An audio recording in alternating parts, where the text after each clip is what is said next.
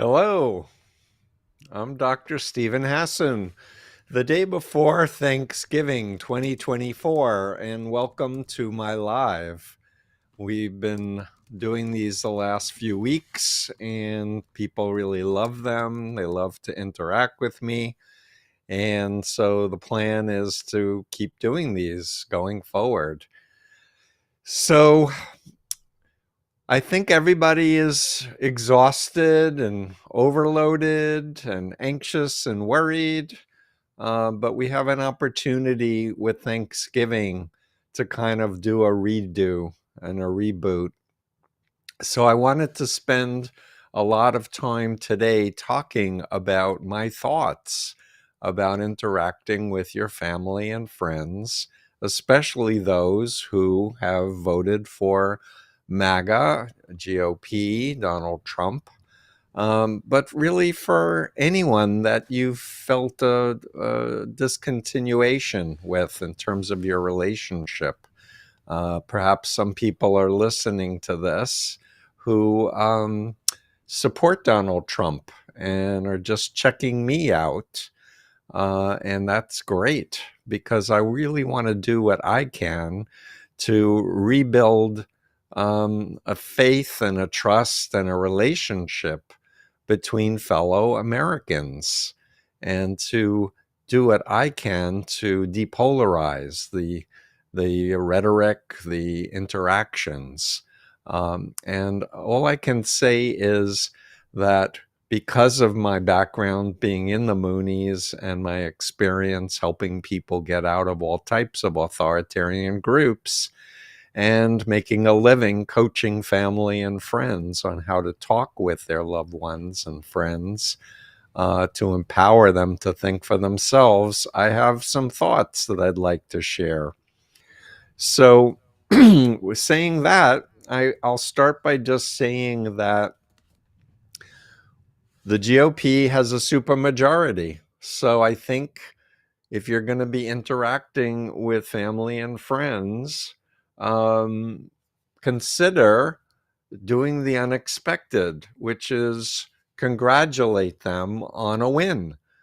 I'm sure they are expecting a guilt trip or some other type of acerbic interaction. But the reality is that the election is over and they did not get a landslide victory, but they did win a super majority. And in the coming days and weeks and months, all Americans and the rest of the world will be experiencing the GOP and the Donald Trump MAGA world. So, having said that, I will just start by saying that nobody intentionally joins a cult. Nobody likes to be lied to or exploited financially, emotionally, in terms of your time, your energy, your work. So let's start with the basics and always think about yourself first and how much you understand the issue of um, ethical influence to unethical influence. If you're new to my work, I encourage you to go to freedomofmind.com and download the Influence Continuum because the bite model is framed within that. And it's really helpful to understand currently a very interesting development that happened in September. Glenn Beck, a prominent Trump supporter, did a whole episode on how to deprogram people who are in the anti-Trump cult. It's a very interesting YouTube video and transcript, and he cites my bite model and points to 50 criteria of mine. I actually have more than 50 in the bite model. But interestingly, he actually is recommending the very same things I recommend in the strategic interactive approach, which is be respectful, be a good listener, Ask good questions with curiosity. Be patient. Don't try to force the conversation.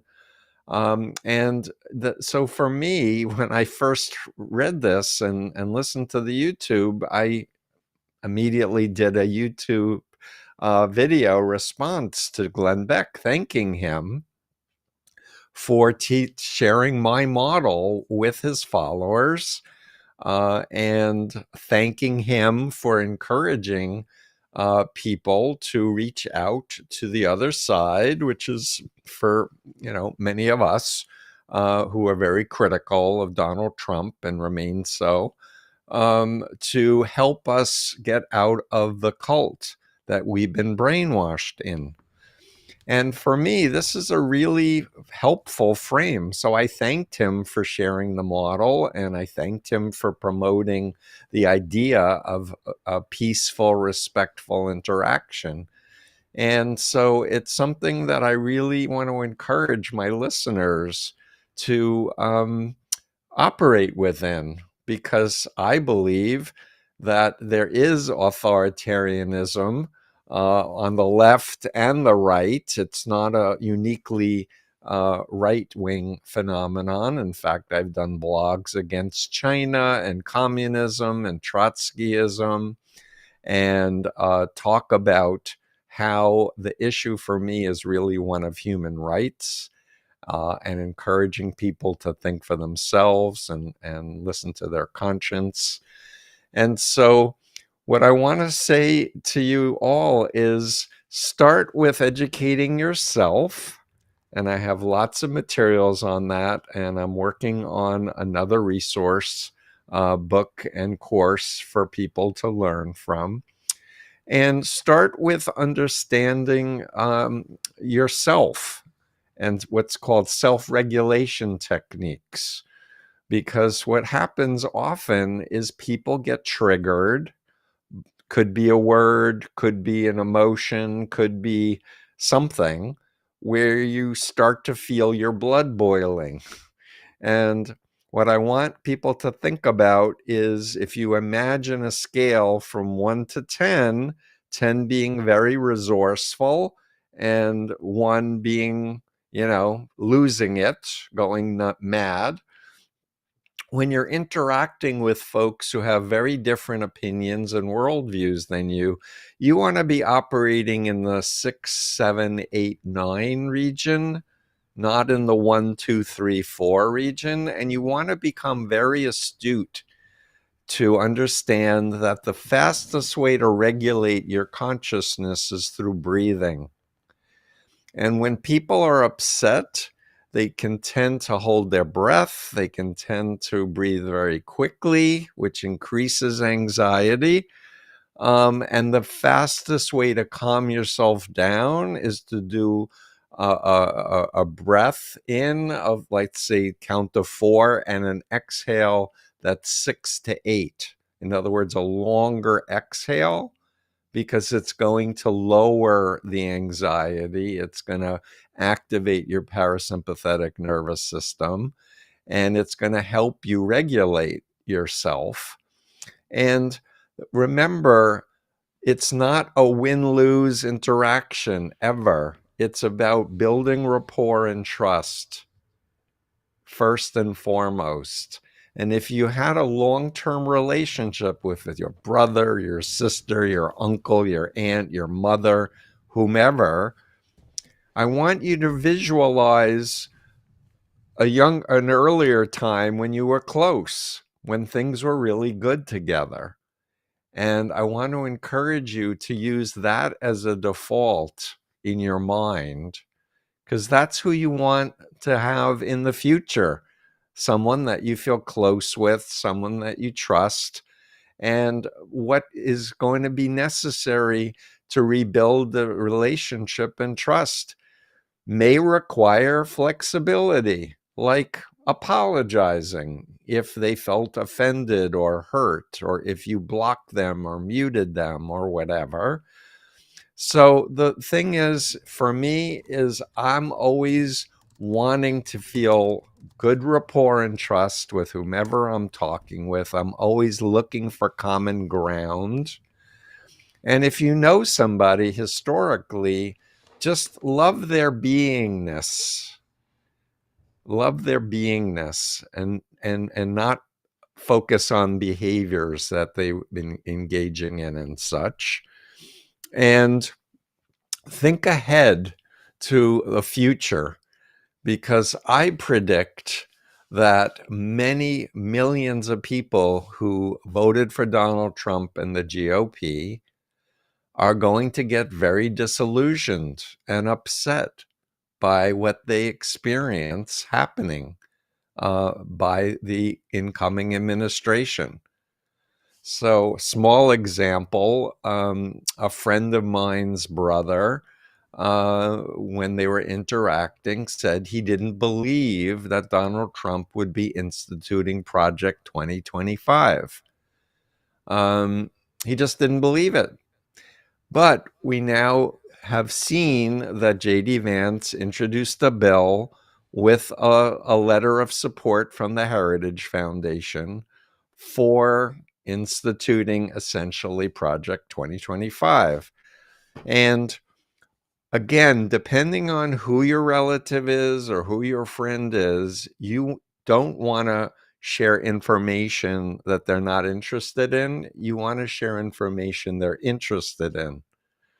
So, for example, Project 2025 was an Opus Dei project. The director of the Heritage Foundation was Opus Dei, and it was in this book, and I interviewed Gareth Gore. So if the relative is a Christian, then you want to talk in terms of things that they value and find important. If their thing is economy, talk about that. But the idea is always, first and foremost, rapport and trust building, and then asking questions with respect and curiosity. And when you ask a good question, be patient and wait for an answer. And if the person doesn't answer, wait longer. And after 5 full minutes, if they haven't responded, you can gently ask the question again. And if they say, I don't know the answer, just say, think about it, because I'm interested in knowing what you think about it. The idea here is finding bridges, building bridges, and ultimately planting seeds and making it safe for people to exit when they do realize they've been accepting lies and believing lies. For example, I do think that it's pretty clear now that billionaires and oil companies and big pharma and corporations are not interested in unions and the working people of the United States. So stay tuned to that. And I'd love to hear your questions and comments as we go on in this live. JC says, for several years, my family has included the MAGA parents of our friend at Thanksgiving. They are nice people. We all just avoided politics. This year, our friend is so upset she disinvited them. It's maybe too late, but I would encourage you to encourage her to invite them again. Because honestly, this is the right move. And honestly, you have to get past the reality that the GOP won the election and not stew. Like, we have to move forward. We have to build communities of support, and that's one of my motivations in doing these lives. Is I'd love to build a community of freedom of mind folks who care about human rights, who are former members or friends of former members, who really want to make the world a better place. So it's not too late, because it's tomorrow, to go to Thanksgiving and just say, I apologize for disinviting you. It was wrongheaded of me. please come over or stop by because we'd love to see you. And it's completely fine to agree ahead of time. Let's not talk politics at the Thanksgiving table. Let's start by just talking about what we're grateful for. And I see some comments being put on the screen. I apologize. I'm not fast enough to read that quickly.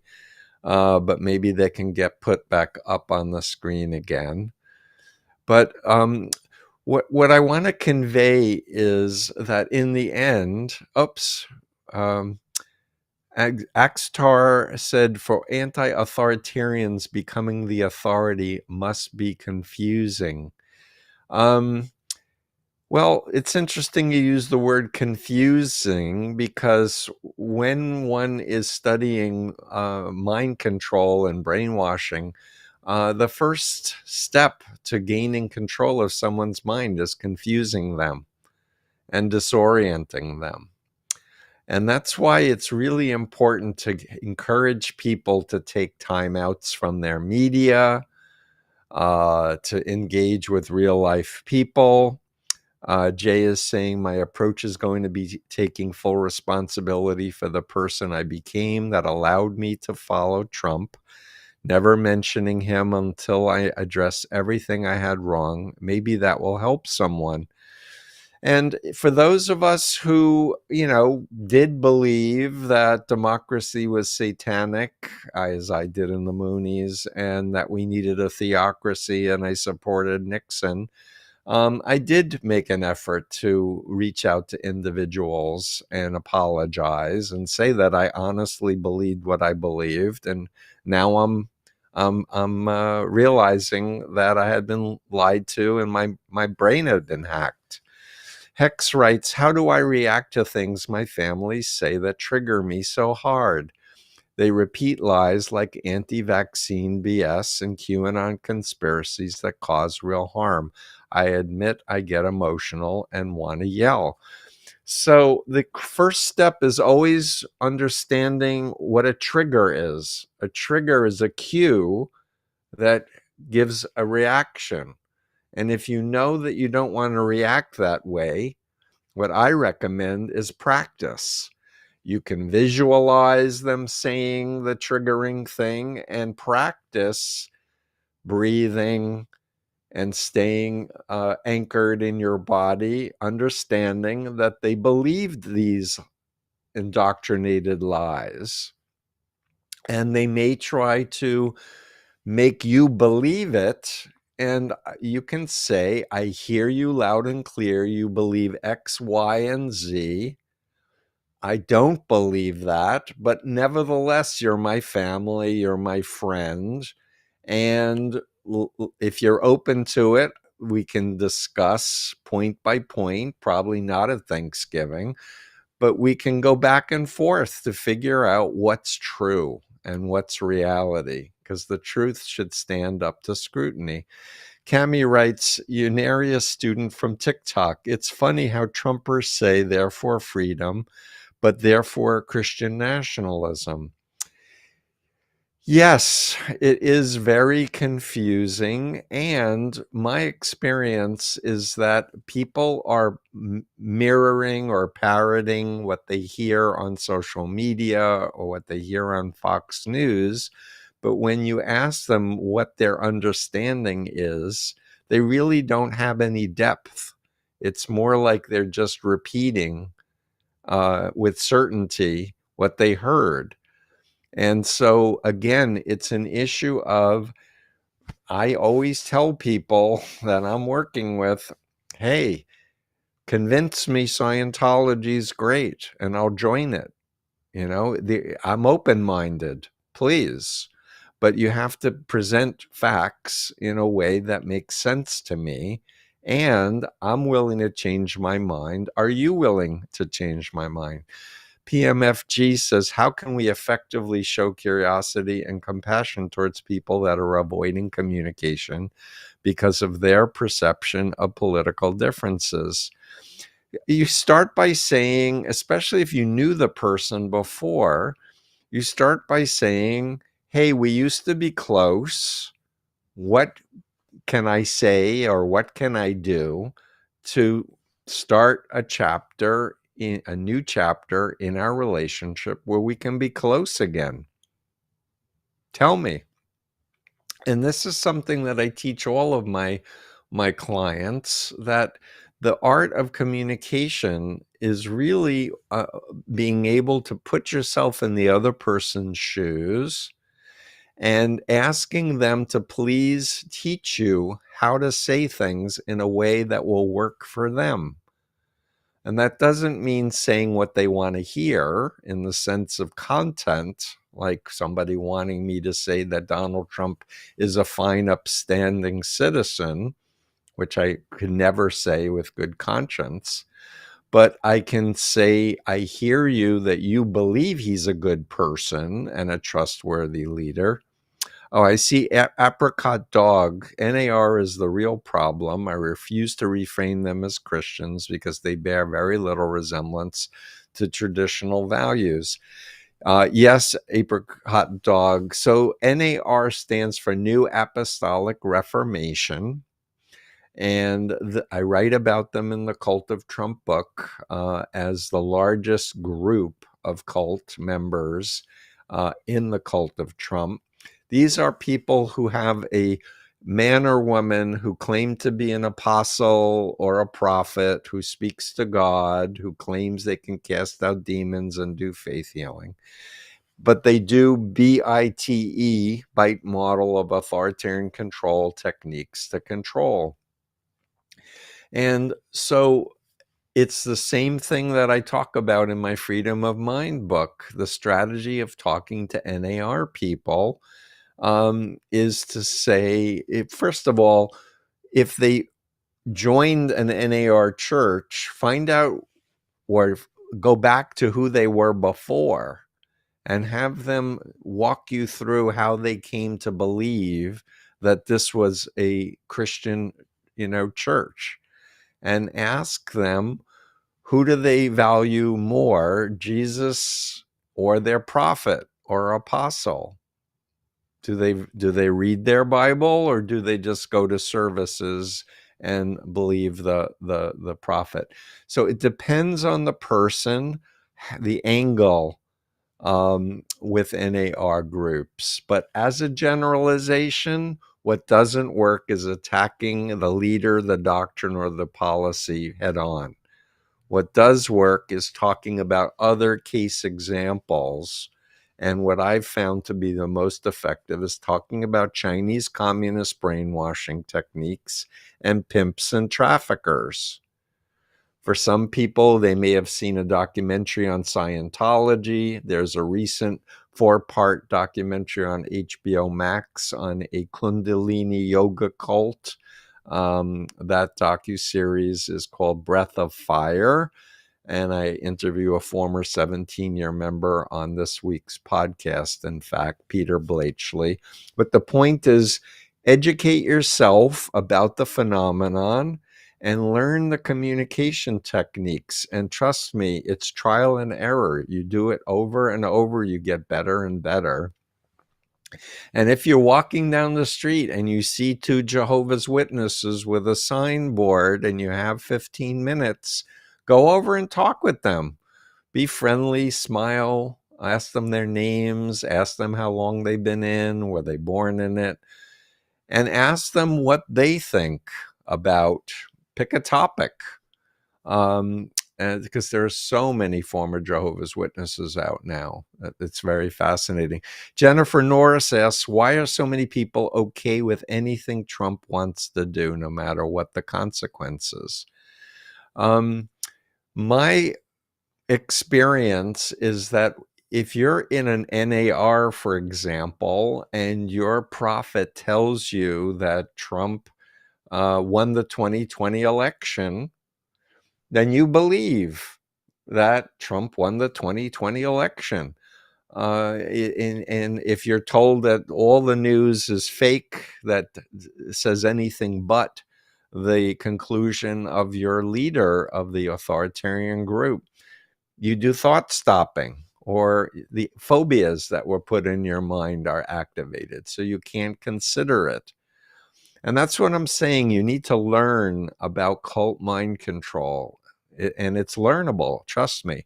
Hex is saying, is boundary setting effective with cult members, or does it alienate them? E.g., let's not talk about X cult at the dinner table right now if it's causing fights and discord all the time.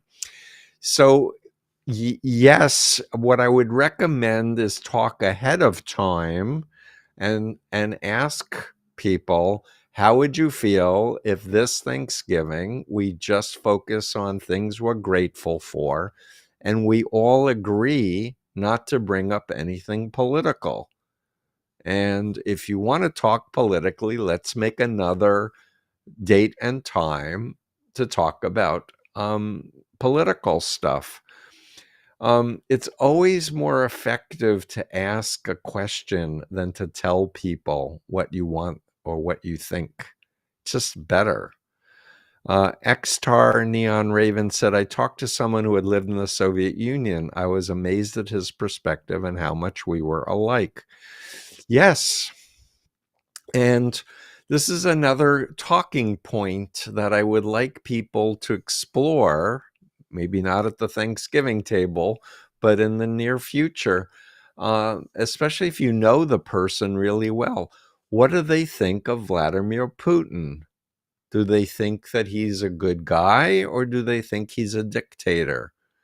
Do you think that he likes killing his people that he doesn't like, blowing up his general in a plane, or poisoning someone, or having Alexei Navalny die in jail? Explore that, because I think in the coming weeks and months, a lot more of the Russian connection to the Trump presidency is going to be coming public. Sailing the Dream says, how about Christian nationalists?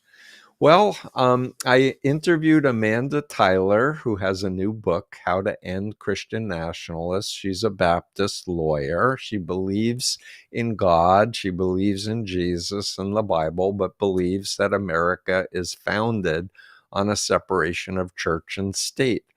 So find allies. And that's what my message is today going forward.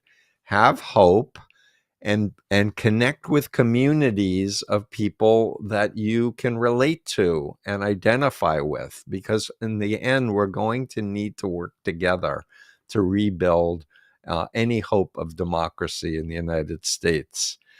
Apricot Dog said, apparently NAR teaches that the leader would be a heathen and that Trump was anointed.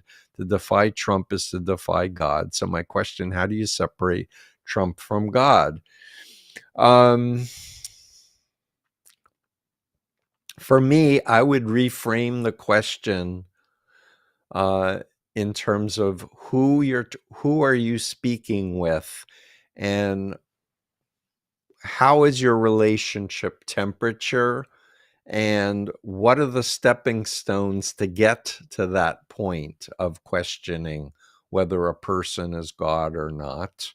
And it could be that you're not the right person to talk about a particular topic. It could be that there's another person who's someone that your loved one will respect better. And so you can approach them saying, I would love for you to watch something with me and get your opinion on it.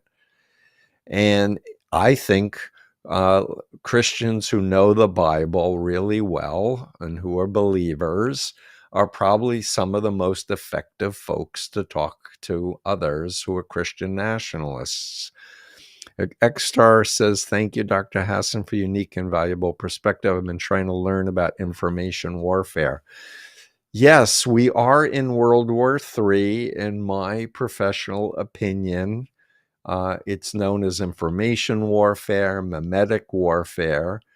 Part of the problem is that we have no regulations to protect our personal data, and our data has been collected in the dark cloud, and profiles have been created for every voting American.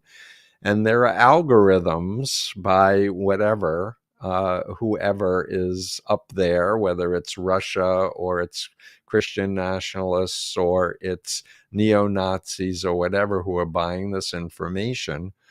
And so we have to be really suspicious of this, please, and focus on trustworthy sources for your information.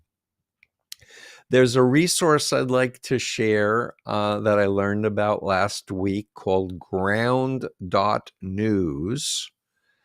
And it's a very interesting new project where they take a news story and they analyze it from the left perspective and the right perspective. You can see all the different media sources reporting on that story and whether or not it's biased this way or biased that way. This is only one of many tools that will be coming down the pike, helping people to discern, like, what's the to the best of our knowledge, the facts of a situation. There's another website called truemedia.org that last I heard is 90% effective at determining a deep fake. So before you like or share a video, you can go to truemedia.org with the URL, put it in.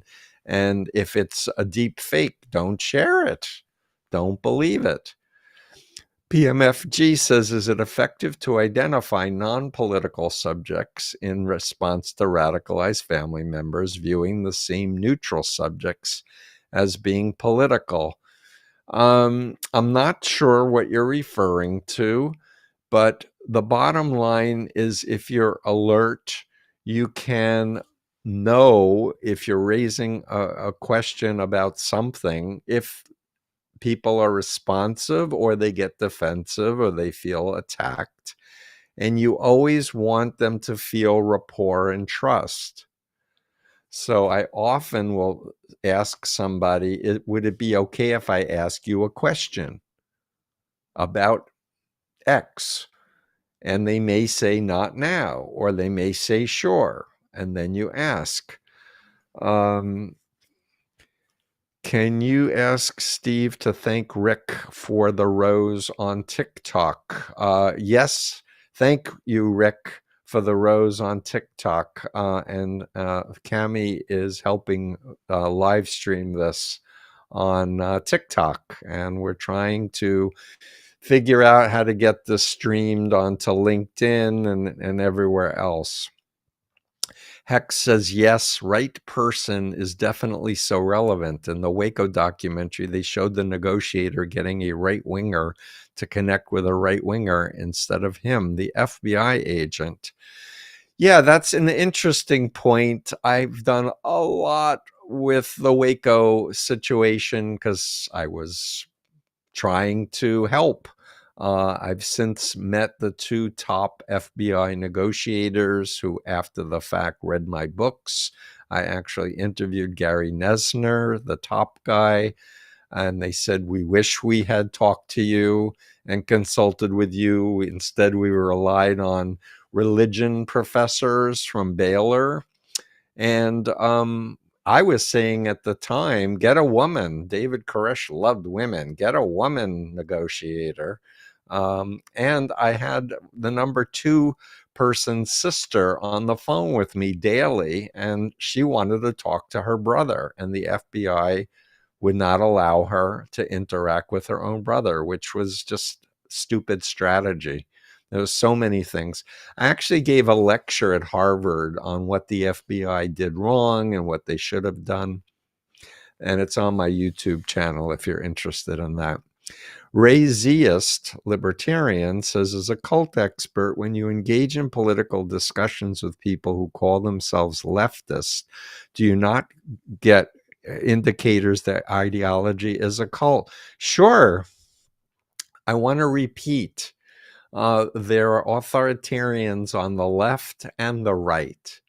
And if you look at my BITE model under T, thought control, I talk about an ideology that's authoritarian is very simplistic.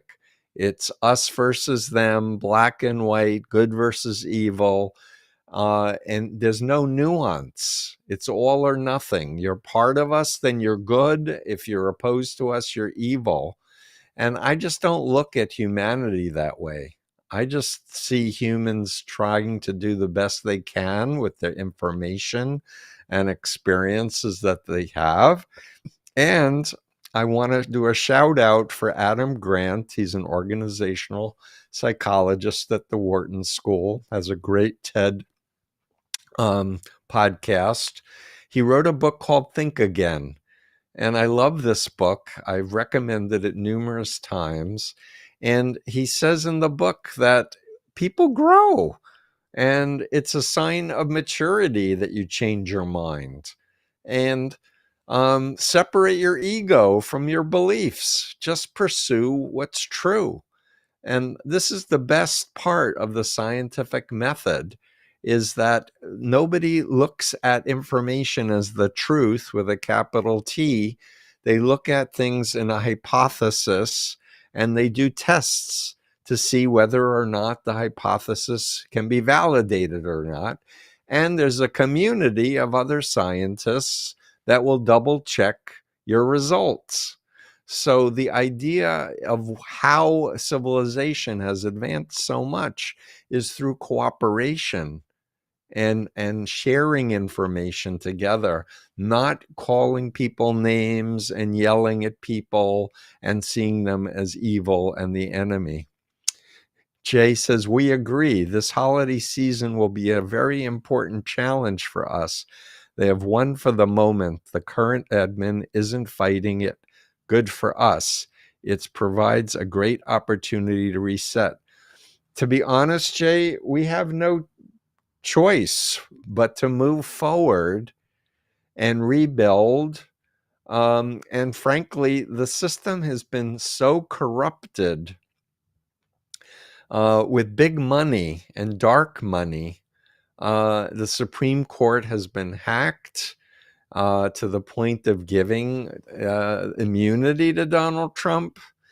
So we just have to go forward and come up with better solutions. What is not going to work is to give up or to flee and try to go to another country. What's going to work is people connecting in real life with other real people and sharing our expertises in ways that are going to be functional.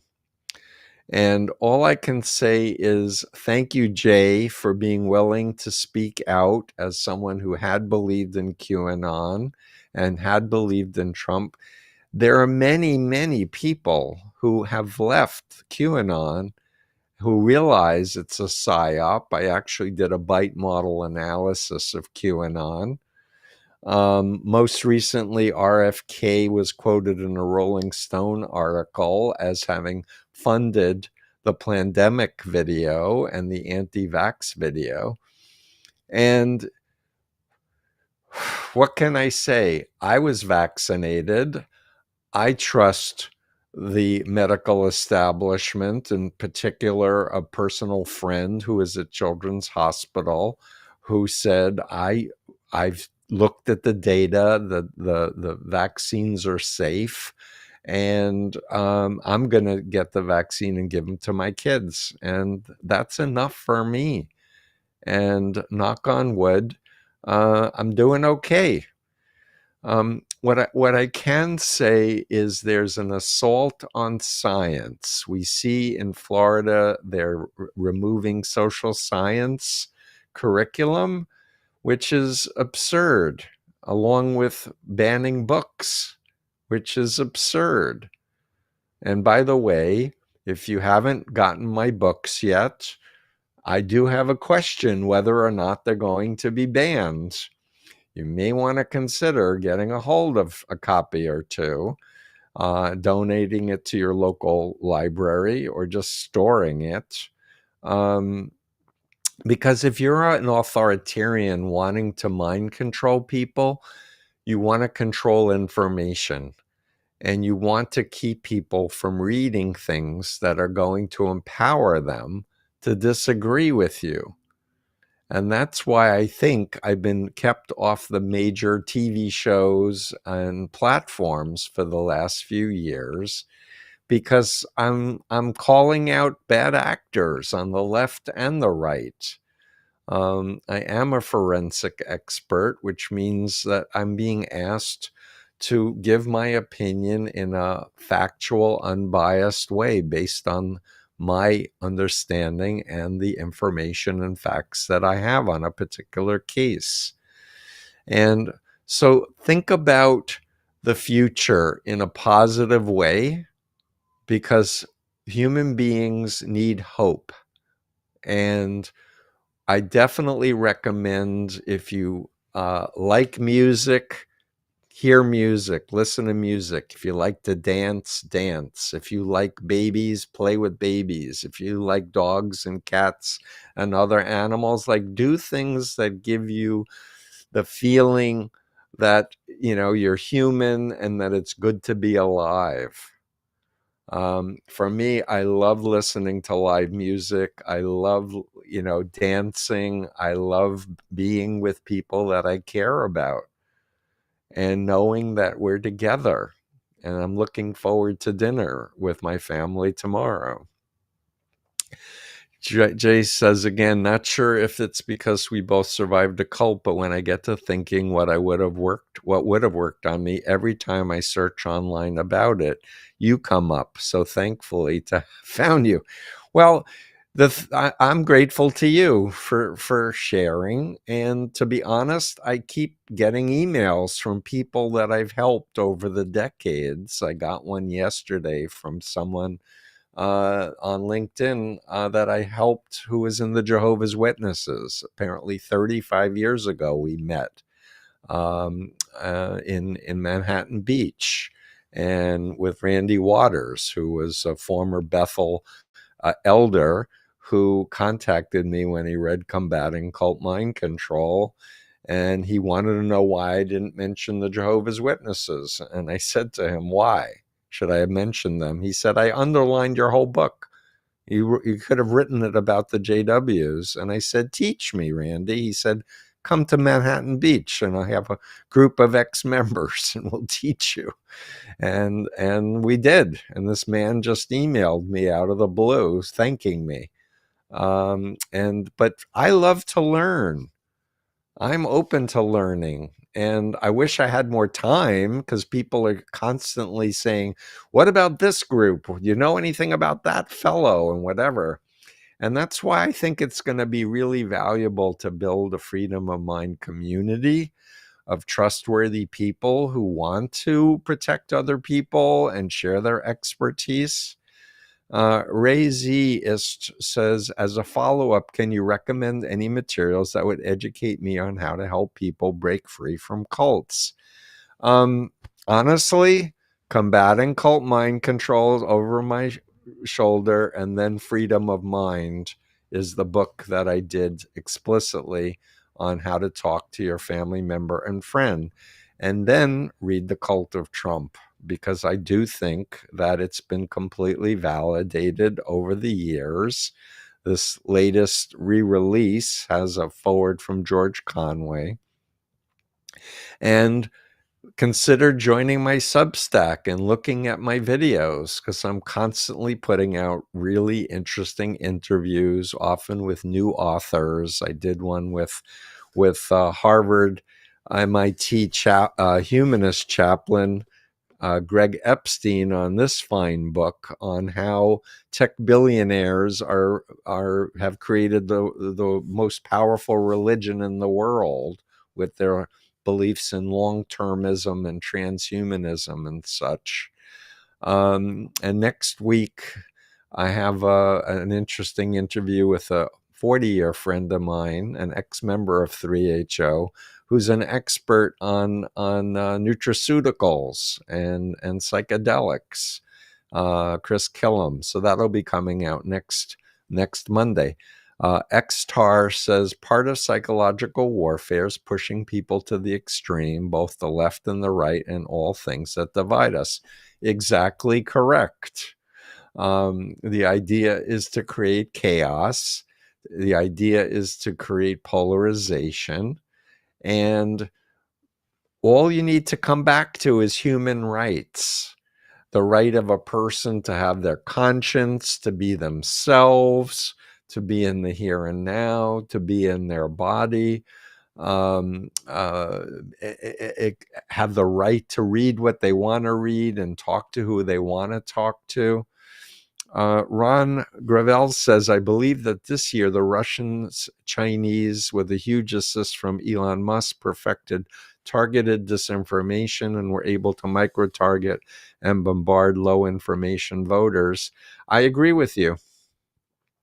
In fact, I was part of a 2015 Countering ISIS State Department counterterrorism meeting at the Aspen Institute, and I saw an AI system demoed there that had been used to evaluate how ISIS was effectively recruiting online. And this was an AI computer system that could monitor mimetic warfare and could predict if a meme was going to go viral or not, and could disrupt a meme that was going viral and divert everybody's attention by another extreme meme. And again, the issue is understanding, and it's a version of, like, think about carbon monoxide poisoning. It's odorless, it's tasteless, and people die from it. Well, somebody invented a carbon monoxide alarm that's in everybody's house to protect people from dying. Mind control is a virus, and the inoculation is really educating everyone preventively. And I would love to see an inoculation program where everyone learns how to do this. But frankly, right now, with the incoming administration, it looks highly doubtful that there'll be any checks and balances on Facebook, X, all of the social media platforms. And Europe is doing much more than America is. So I think it's going to really depend on local activists developing educational approaches for all of us to understand what's happening to us and to stay offline a lot. It's like, how many hours a day do you need to be looking at news? You don't. Like, think about what's within your control to do, and leave all of the other things that you have no power over for others who can do something about it. Let's see. Andy Martin says, Stephen, maybe people disagree with your conclusions. Trump is anti-war and pro-tariff. We've been getting killed on trade deals. Also, would you agree with all the Epstein information declassified? So Epstein, Ghislaine Maxwell's father was apparently working for Putin and the Mossad, which was very interesting. I learned that from Craig Unger's research. Of course, I want that information declassified. I want to know all of the billionaires who are having sex with underage girls. You know, the disparity between billionaires and the rest of us has gotten so extreme, and many of them are operating out of this Ayn Randian selfishness is good and altruism is evil ideology. And I really think we need to come back to the basics, which is humans have survived and thrived out of cooperation and out of taking care of the weakest of our clan, and not just allowing malignant narcissists to run the show because they're loud and they're bullies. It's not a good look. Apricot Dog says, if someone has a particular set of skills that would lend themselves to deprogramming, how can they get involved and be a resource? contact freedom of mind, take my 9-hour course.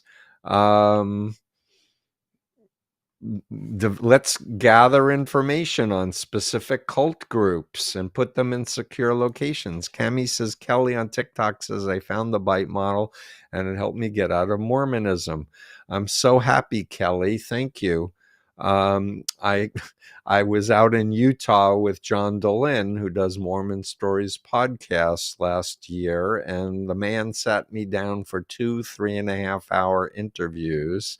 If you want to know too much about my background, not too much, but anyway, 7 hours of Steve Hassan being interviewed by John Dolin.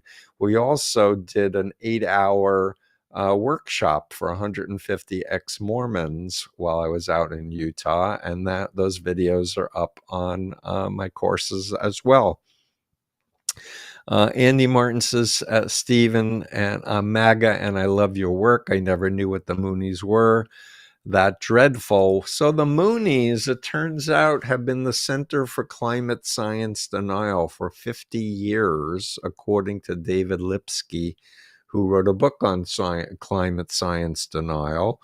The Moonies have an AR-15 gun factory in Pennsylvania and a gun cult called the Rod of Iron Ministries. And Sean Moon was going around with Michael Flynn, getting people ready for civil war because they thought they wouldn't win the election.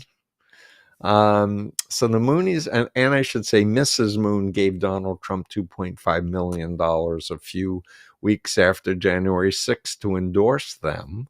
So the Moonies are still players, and this is a major cult group with Korean CIA connections. And Cami is asking me, please thank Stormy Angel for TikTok gifts. Thank you, Stormy Angel. Jennifer Norris, do cult leaders have the same effect on non-cult members? No. If you believe that Moon was the greatest man in human history, when you hear him or meet him for the first time, as I did back in the 70s, you project all of this stuff onto the cult leader. Other people met Moon, they were like, what's the big deal? He's like pathetic. So it really matters a lot. Stormy Angel asks, do you think there should be facilities to help people get out of cults? The answer is yes. There used to be 2 rehab centers, one in Lakeville, Massachusetts, and one in Iowa, not Fairfield, Iowa, forgetting the city. It was called Wellspring. Oh, it was in Ohio, rather. And there's no facilities for people to go to recover from being in a cult. I made part of my work as training clinicians because there's no training in graduate school on how to even identify a client as having come from an authoritarian cult, much less understanding what phobia indoctrination is or how to undo phobias that were put in people's minds. And there's such a need for more research. Like I have a research project I've been wanting to do to just survey inpatient facilities at different psychiatric hospitals and find out how many people were born in the Jehovah's Witnesses or the Mormons or some other authoritarian cult who are now being treated for schizophrenia or delusions or borderline personality disorder. So we have a lot of work we can do. And to be honest, part of what keeps me going is I love to learn and I love helping people.